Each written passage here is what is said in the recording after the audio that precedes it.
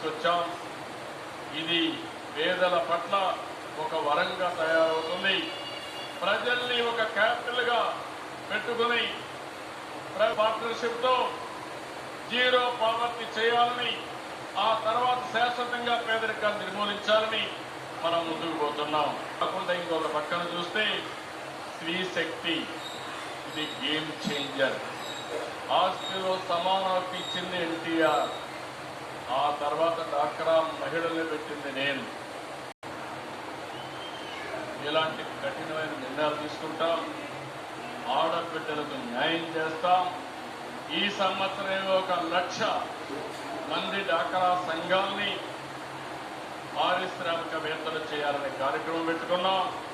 22 మందికి ఎమ్మెల్యే సీట్లు ఇస్తే 20 మంది గెలిచారు.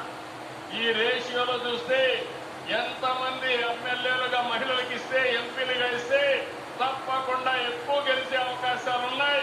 దీన్ని కూడా ప్రారంభిస్తామని చెప్పడని మీకు తెలియజేస్తున్నా. అందుకే ఇక్కడే కడపలో మీరు చూస్తే మాధవరెడ్డి ఉంది, ఆమెను అందరూ కూడా తక్కువ చేస్తున్నా. ఈరోజు నేను ఒకటే మీ అందరికీ హామీ ఇస్తున్నాను. ఇప్పటికే చాలా కార్యక్రమాలు చేశాం, మళ్ళీ హామీ ఇస్తున్నా.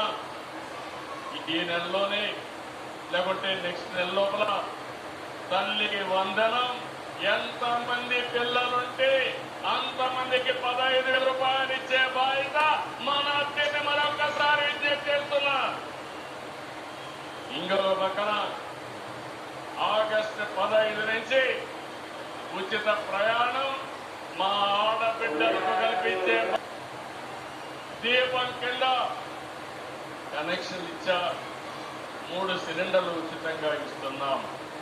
డాక్రా సంఘాలు పెట్టాం. సాధికారతో ముందుకు పోతున్నాం. భవిష్యత్తులో నేను ఇప్పుడు చూస్తున్నాను, మగవారితో సమానంగా మా ఆడబిడ్డలు ఇక్కడ లేరు. ఆ రోజు తొందరలోనే వస్తుంది. మగవారి కంటే ఎక్కువ మంది మహానాడులో మా ఆడబిడ్డలను చూసే రోజు తొందరలో వస్తుందని మరొకసారి విజ్ఞప్తి చేస్తున్నా. రాజకీయంగా, ఆర్థిక పరంగా, సామాజికంగా నా ఆడబిడ్డలు మగ బిడ్డలతో సమానంగా ఉండాలనేది నా సంకల్పం. ఏమో మా ఆడబిడ్డలో మీరు సిద్ధమా అని అడుగుతున్నా.